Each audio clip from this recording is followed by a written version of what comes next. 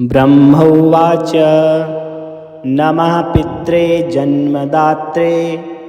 सर्वदेवमयाय च सुखदाय प्रसन्नाय सुप्रीताय महात्मने सर्वयज्ञस्वरूपाय स्वर्गाय परमेष्टिने सर्वतीर्थावलोकाय करुणासागराय च नमः सदाशुतोषाय शिवरूपाय ते नमः सदा परादक्षमिणे सुखाय सुखदाय च दुर्लभं मानुषमिदं येन लब्धं मया वपुः संभावनीयं धर्मार्थे तस्मै पित्रे नमो नमः तीर्थस्नाततपोहोम जपादीन यस्य दर्शनं महागुरोश्च गुरवे तस्मै पित्रे नमो नमः यस्य प्रणामस्तवनात् कोटिशः पितृतर्पणम् अश्वमेधशतैस्तुल्यं तस्मै पित्रे नमो नमः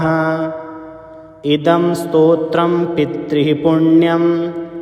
यः पठेत् प्रयतो नरः प्रत्यहं प्रातरुत्थाय पितृश्राद्धदिनेऽपि च स्वजन्मदिवसे साक्षात् पितुरग्रे स्थितोऽपि वा न तस्य दुर्लभं किञ्चित् सर्वज्ञत्वादिवाञ्छितं नानापकर्म कृत्वापि यः स्तौति पितरं सुतः सध्रुवं प्रविधायैव प्रायश्चित्तं सुखी भवेत् पितृप्रीतिकरैर्नित्यं सर्वकर्माण्यथार्हति नमः पित्रे जन्मदात्रे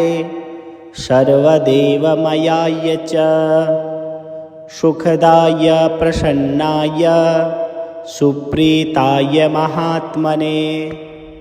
सर्वयज्ञस्वरूपाय स्वर्गाय परमेष्टिने सर्वतीर्थावलोकाय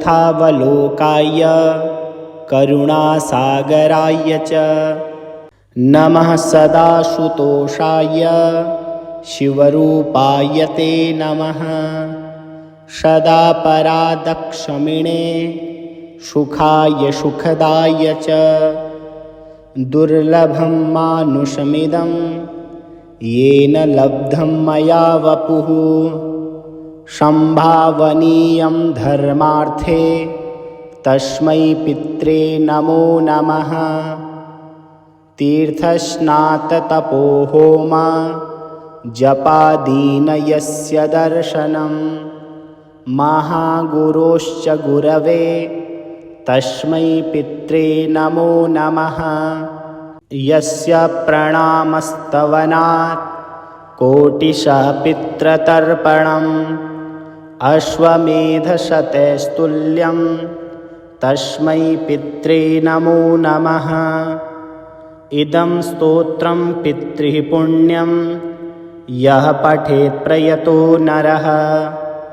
प्रत्यहं प्रातरुत्थाय पितृश्राद्धदिनेऽपि च स्वजन्मदिवसे साक्षात् पितुरग्रे स्थितोऽपि वा न तस्य दुर्लभं किञ्चित् सर्वज्ञत्वादिवाञ्छितं नानापकर्म कृत्वापि यः स्तौति पितरं सुतः सध्रुवं प्रविधायैव प्रायश्चित्तं सुखी भवेत् पितृप्रीतिकरैर्नित्यं सर्वकर्माण्यथार्हति नमः पित्रे जन्मदात्रे सर्वदेवमयाय च सुखदाय प्रसन्नाय सुप्रीताय महात्मने सर्वयज्ञस्वरूपाय स्वर्गाय परमेष्टिने सर्वतीर्थावलोकाय करुणासागराय च नमः सदाशुतोषाय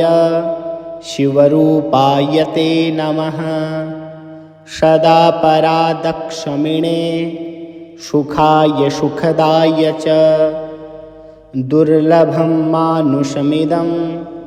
येन लब्धं मया वपुः संभावनीयं धर्मार्थे तस्मै पित्रे नमो नमः तीर्थस्नाततपोहोम जपादीन यस्य दर्शनं महागुरोश्च गुरवे